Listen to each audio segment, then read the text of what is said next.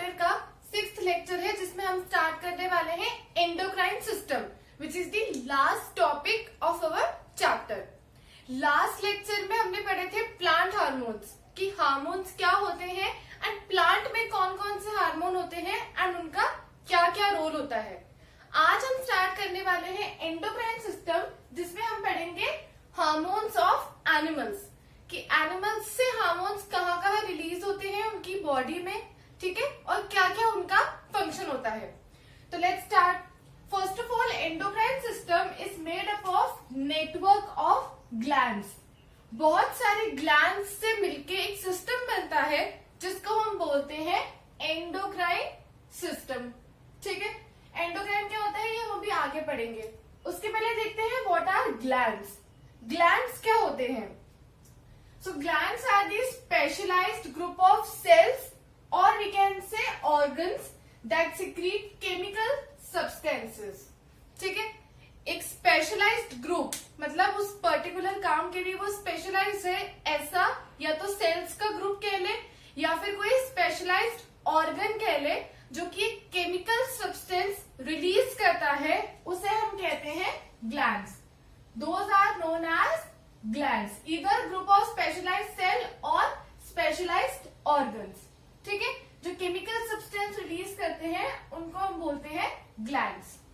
Now glands can be of two types, endocrine और exocrine, ठीक है। अब आ जाते हैं एंडोक्राइन वर्ड का मतलब क्या होता है।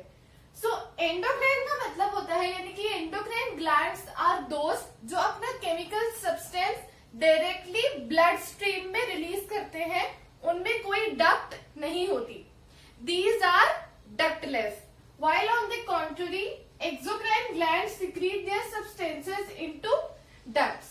Like for example ये हमारा एक ग्लैंड है बॉडी में, ठीक है, this is a gland and ये अपनी जो सिक्रीशन है ये अगर इस डक्ट में दे रहा है, दिस इज अ डक्ट, ठीक है। यहां से इस ग्लैंड की सिक्रीशन अगर इस डक्ट में आ रही है, okay, then it is the type of exocrine gland क्योंकि इसमें डक्ट यूज हो रही है, ठीक है। एंड वाइल अगर हमारा ये जो ग्लैंड है ये डायरेक्टली अपना सब्सटेंस ब्लड स्ट्रीम में रिलीज कर रहा है without use of ducts which mean it is ductless, then it is endocrine gland, ठीक है। एंडोक्राइन ग्लैंड कौन सा हो गया? जो कि डक्टलेस होते हैं, डायरेक्टली अपना सब्सटेंस ब्लड स्ट्रीम में रिलीज करते हैं।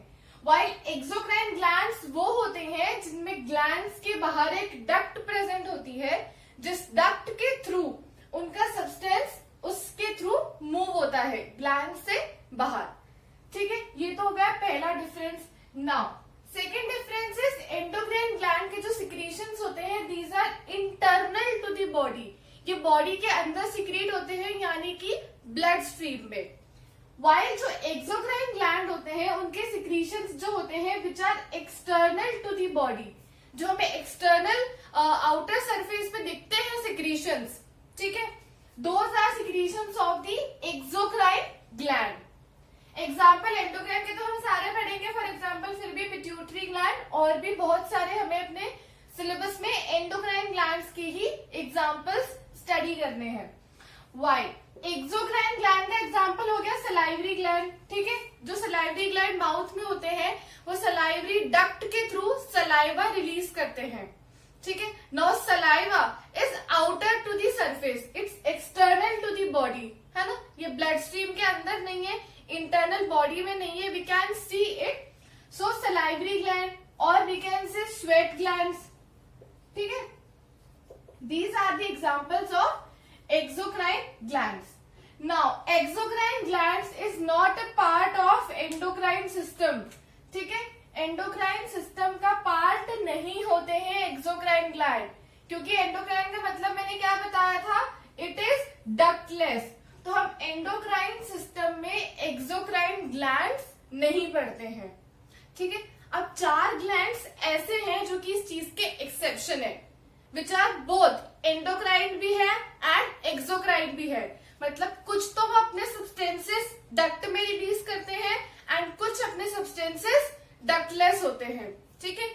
जैसे liver, pancreas pancreas, testis and ovary. These 4 glands are endocrine as well as exocrine glands. ठीक है, ये दोनों तरीके से काम करते हैं. इनके सब्सटेंसेस डक्ट में भी रिलीज होते हैं and directly these are released into the blood streams also. This was the general introduction about the glands and types of glands. Now next we will move towards the hormones.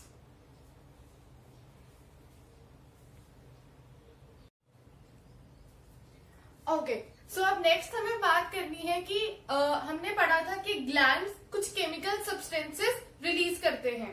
तो अब वो chemical substances क्या होते हैं, उनकी क्या function है, ये हम देख लेते हैं. Now the chemical substances which are secreted by the endocrine glands are known as hormones. ठीक है, उन्हीं को हम बोलते हैं, उन्हीं केमिकल सब्सटेंसेस को हम बोलते हैं hormones. Now what are hormones? Hormones क्या होते हैं? हमने लास्ट लेक्चर में पढ़ा था hormones are the chemical messengers.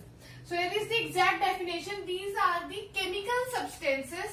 Okay, these are the chemical substances which coordinate the activity of living organisms and also control their growth. ठीक है, मतलब हार्मोन्स ऐसे केमिकल सब्सटेंसेस होते हैं जो बॉडी की एक्टिविटीज को कोऑर्डिनेट करते हैं एंड ग्रोथ में भी कंट्रोल करते हैं.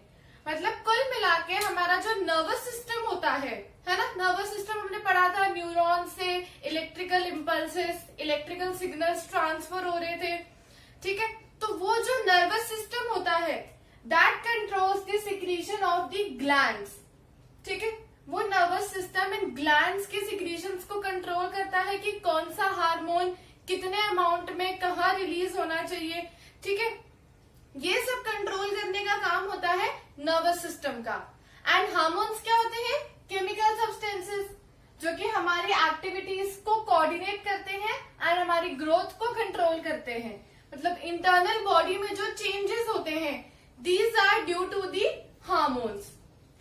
सो we can say that nervous system and hormones which is endocrine system work together. ठीक है, these both of the systems work together to control the functioning and well maintenance of the body.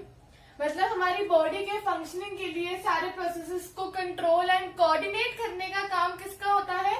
Endocrine system as well as nervous system का. ठीक है, अब हम देख लेते हैं what are the functions of hormones.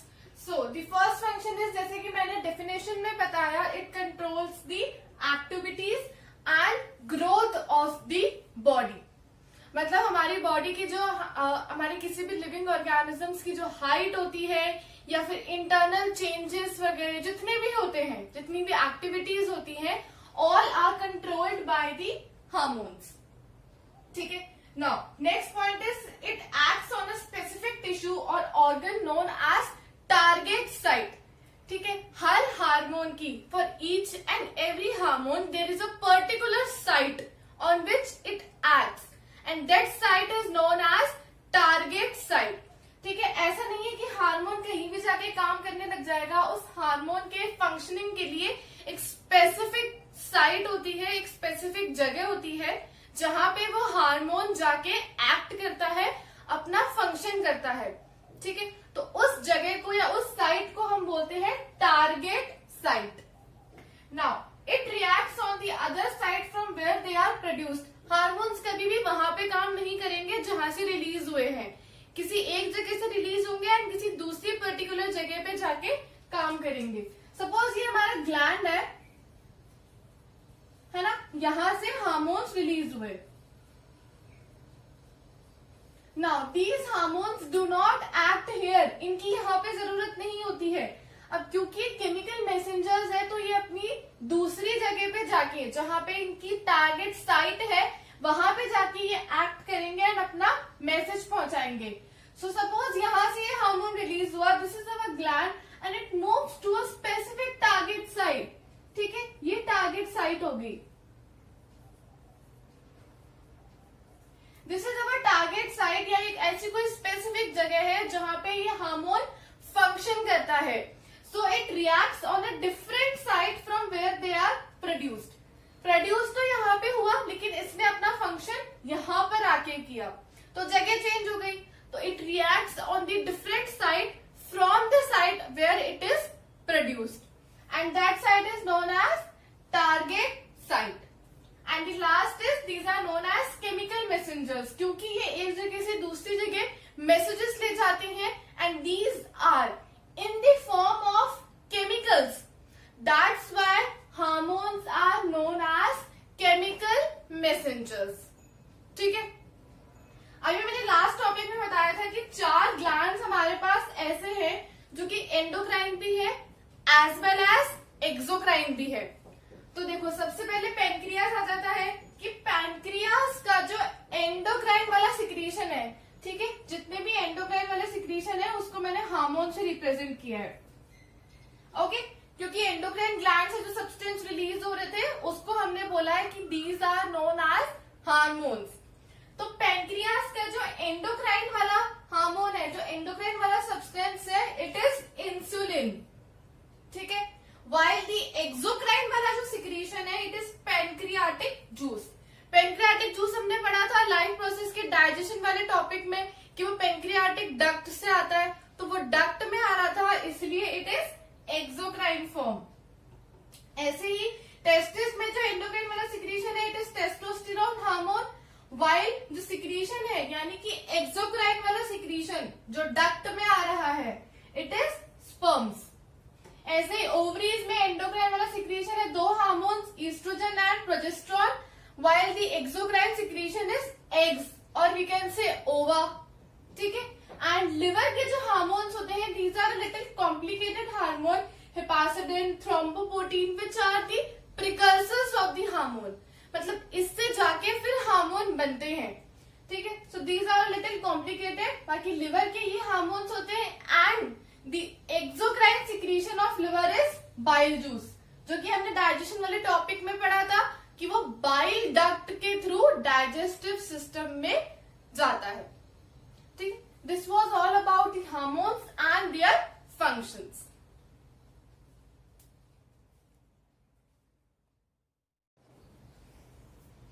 Okay, so जैसे मैंने बताया कि जो हार्मोन्स होते हैं वो मैसेजेस पहुंचाने का काम करते हैं, because these are known as chemical messengers. वो केमिकल्स के थ्रू मैसेजेस पहुंचाते हैं. So the hormones produced by the endocrine glands acts as the messenger between nervous system and the organs of the body. ठीक है, नर्वस सिस्टम क्या कर रहा था, इलेक्ट्रिकल इम्पल्स से मैसेजेस को ट्रांसफर कर रहा था, वाइल जो हार्मोन्स होते हैं वो बीच में मैसेंजर का काम करते हैं. किसके बीच में, nervous system and body organs के बीच में वो मैसेंजर्स का काम करते हैं. जहां पे इलेक्ट्रिकल इम्पल्सेस कई बार नहीं जाते हैं. Electrical impulses are for the impulsive response, एकदम जल्दी रिस्पॉन्स के लिए होते हैं. वाइल जो स्लो चेंजेस बॉडी में आते हैं, जो बॉडी डेवलप होती है throughout the life time, it is because of the hormones.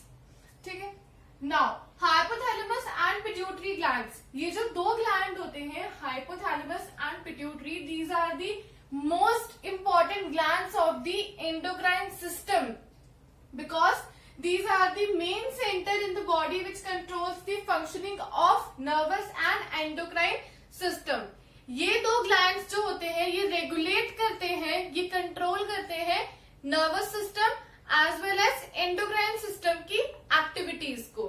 ठीक है, एक तरीके से हम कह सकते हैं these acts as the control centre for both of the system. That's why these both glands are combinedly known as neuroendocrine gland. बहुत इंपॉर्टेंट है बिकॉज यही 2 ग्लैंड्स होते हैं जो रेगुलेट करते हैं कि कब कौन सा हार्मोन रिलीज होगा. नर्वस सिस्टम को कंट्रोल करने का काम इन्हीं दोनों ग्लैंड्स का होता है.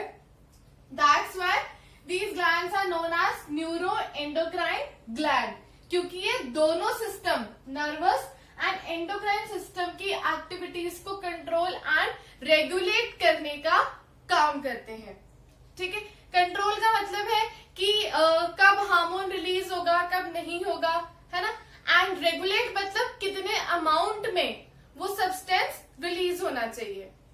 ठीक है, नाउ हाइपोथैलेमस का क्या काम होता है कि ये ब्रेन के पार्ट्स में से, ब्रेन के रीजन्स में से इंफॉर्मेशन को कलेक्ट करता है।